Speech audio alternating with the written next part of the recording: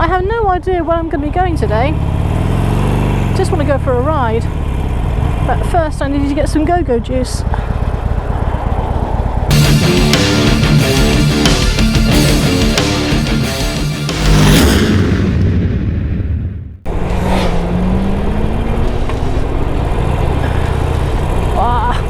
Yes! Oh, do you know what? I love this. This is so cool.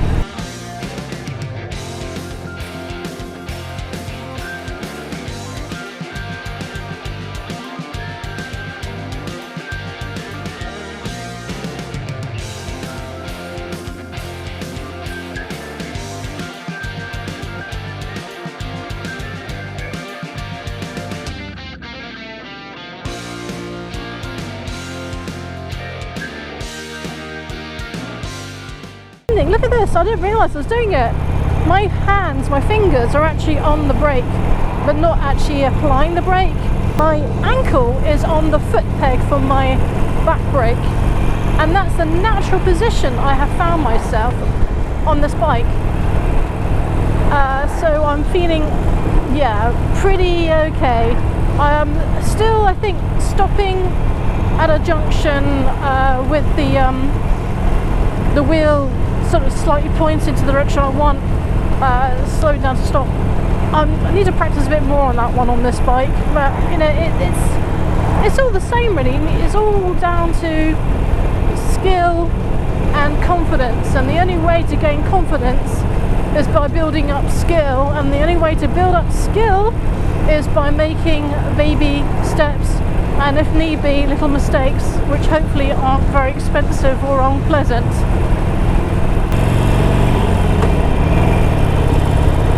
So I just want to go for a ride today, have a bit more of a feel for the bike, and just have some me time really. Whoa, there's a little crevice.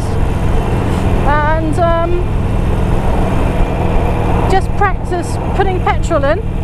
So this screw cap is really, really easy to undo, really, really easy to do up. The only problem I found was I wasn't sure how much petrol to put in and how full it was, because normally, yeah, I can put it on a stand, on the centre stand, and I can tell how far the petrol is in the tank without even needing to the fuel gauge. But these bikes don't have fuel gauges on them, so you have to do the old school way by opening up the tank and having a look. Luckily, it does actually tell you when you're low. Do you know what? Every biker now is giving me a nod. That's really nice. And the great thing about, you know, being a motorcyclist is that no need to think that, oh, because I'm female I can't ride, or because I'm old I can't ride. When you've got the lid on and you're riding a bike, the fellow bikers see a rider. They just see someone else who's enjoying the bike for what they have, enjoying the freedom of two wheels, and they don't care if you're male, they don't care if you're female, they don't care how old you are. We have this family, this bikie community, and it's basically protecting each other and respecting each other. Now I'd love to take this guy out, so shall I? Let's try.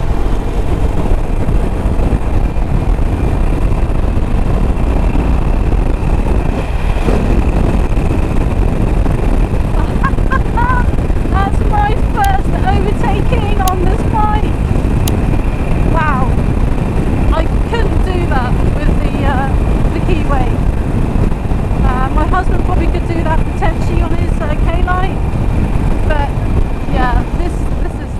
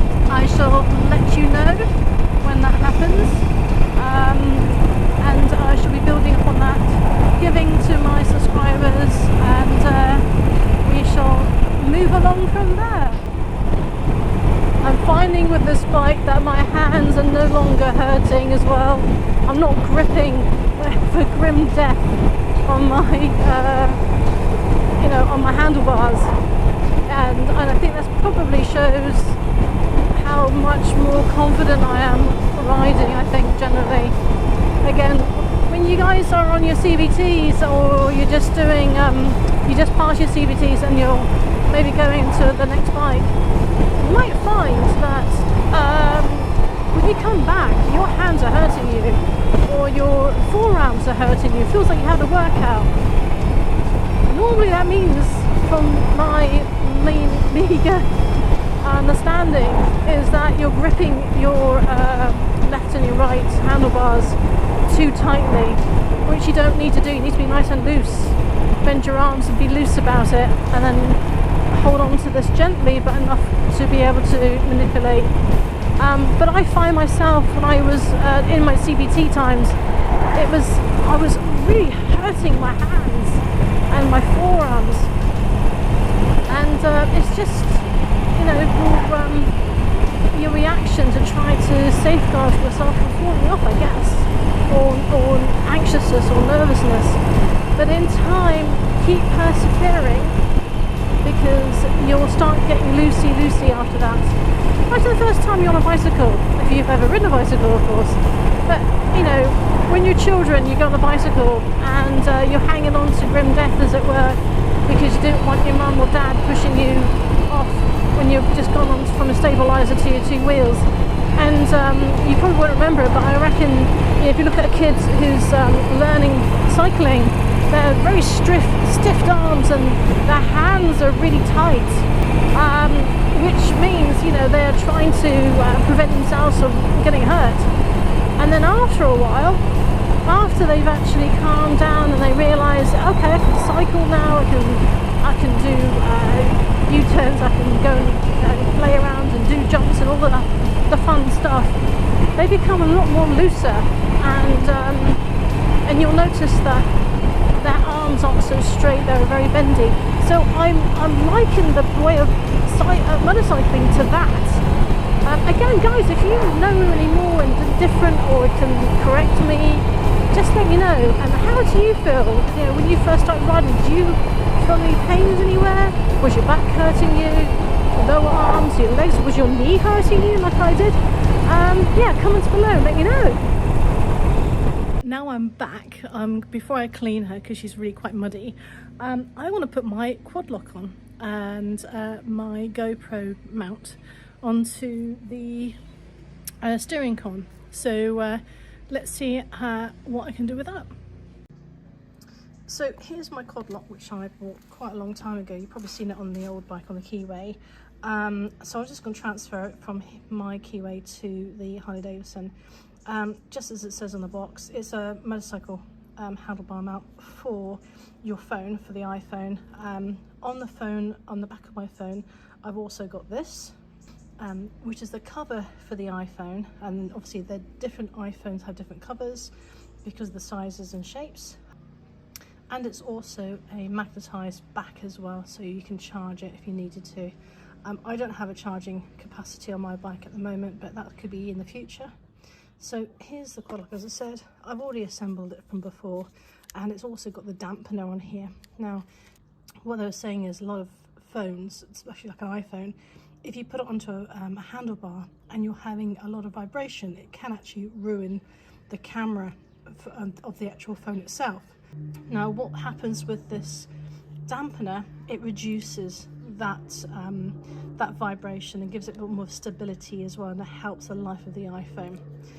So I put it on here, as you can see, it's this little gizmo here. Right, now to put it onto my handlebars.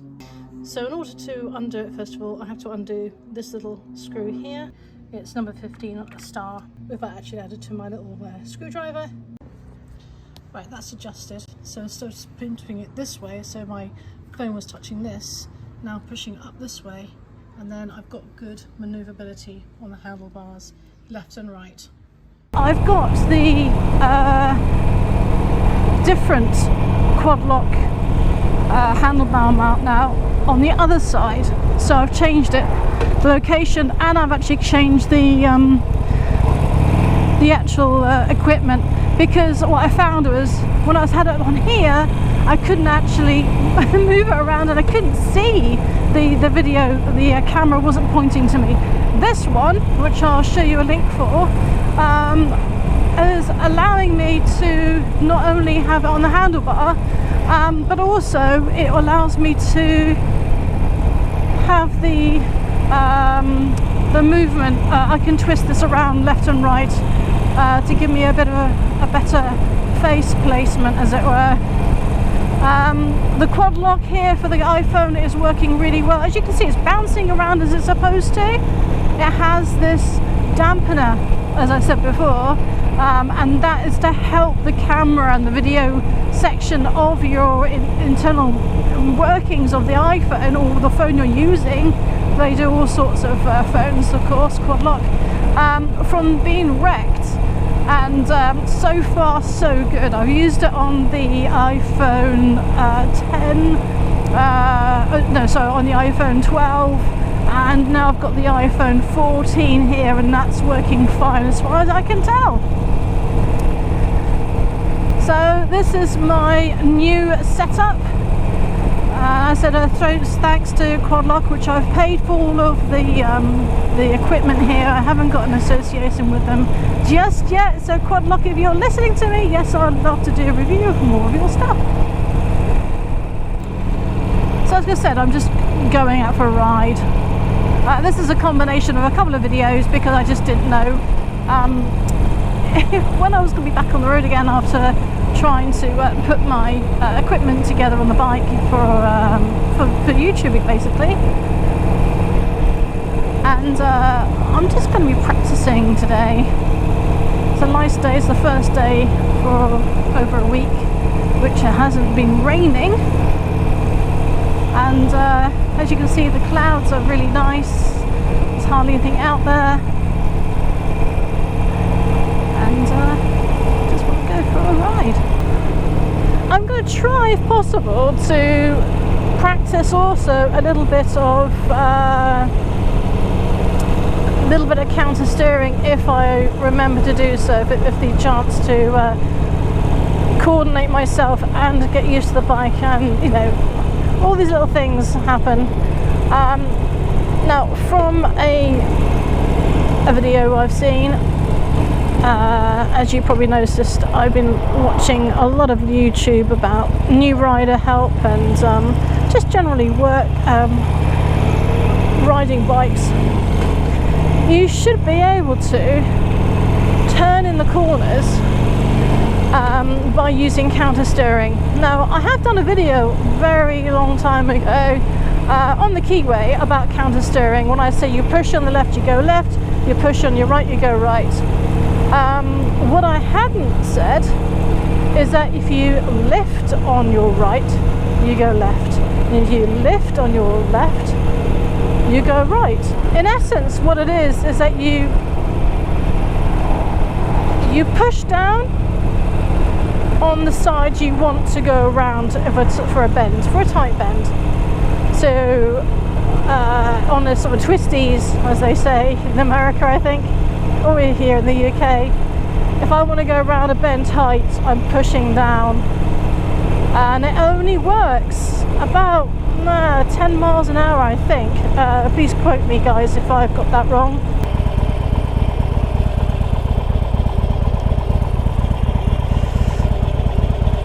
And I don't actually go into neutral, if you noticed. I stay in first gear when I get to stop. Now, the reason for that is purely personal, and I think for me it's probably safer. I'm not sure what you guys do. However, if you stop now and you go into neutral, you've got no way of getting out the way quickly if the guy behind you doesn't see you and continues forward. It's there's some, a debate of whether she should stay in neutral, should put it in first. I don't know, but I like to see, if I think there's a car coming up too fast, if I can just catch him in my mirrors beforehand, I've got some more reaction time, a second or two, to get out of the way, rather than having to think, oh, I've got to put it in my neutral and then I've got to get going. But that's the reason why I don't put it in neutral. But that's me. That's not for everybody, I guess. Right. Oh, I hate this bit of road. Pushing down. Pushing down. See, just pushing down. I'm going this side of that line, if you can see there. Now I'm going to pull up in a second without using my left hand. Ready? So no left hand. Pull up, pull up, pull up, pull up. See? You're pulling up. That's counterbalance. So you pull up to go left on this side, and you pull up this side to go right. It's really a weird feeling, but then if you imagine you can do it with both hands as well, it makes a really nice tight corner. Wow, so this is my training ground again. First time I've come on the Harley Davidson to this area. Usually I'm using my keyway, if you remember. Okay, so what I'm going to do now is I'm going to try, if I can, just to try and do some circles and trying to get them a bit tighter and tighter and tighter to see if I can get my balance on the edge of this. I don't have those football little things on there, so I'm going to keep an eye out for that. There's a learner driver here in a car, so I'm going to keep an eye out for that as well. So maybe let's go and try and find a pinpoint, and let's give that a go.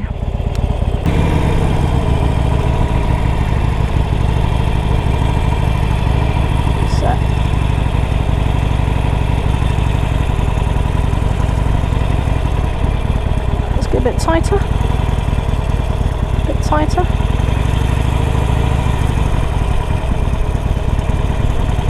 Tighter. There we go. Yeah, I'm actually feel quite happy with these circles.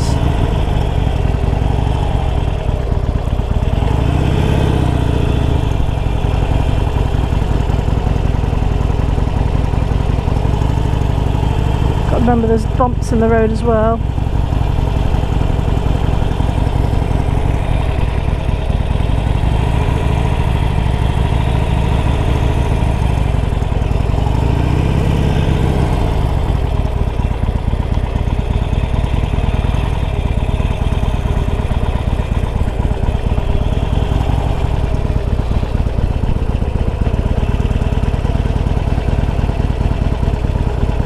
She's quite tight. It's actually quite good going around a very tight corner. I'm not locking her out by any means, but she's quite tight. Yeah, doing the slalom is going to be a doddle. Now, why am I doing this now? The reason why I'm doing this now is because I want to keep these skills up. I don't want to have done my DAS, which is in the UK, learning to ride a bigger bike and having no L plates, etc., if I'm going to then forget all the essentials of riding and being safe doing so. So if I end up forgetting what to do, it can be dangerous, so if you've got yourself a DAS, if you've got yourself a CBT, keep practicing your U-turns, keep practicing your figure eights.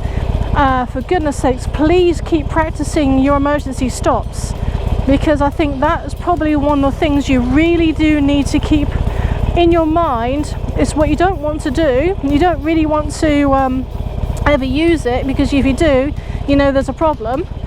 But one day there could be that kiddie that runs across that road, that could be that ball, it could be the animal, it could be anything, which you then have to do your emergency stop by grabbing your front brake and your back brake and gently squeezing on that pressure without tipping over and hurting yourself. Okay, so definitely that's a really important skill to keep in your mind. Right, I'm happy with that. Let's carry on for a ride. Right, massive shout out to Charlie, who's new to the channel as well, a learner rider, and checking out the same place I went for to practice my own riding. So well done Charlie.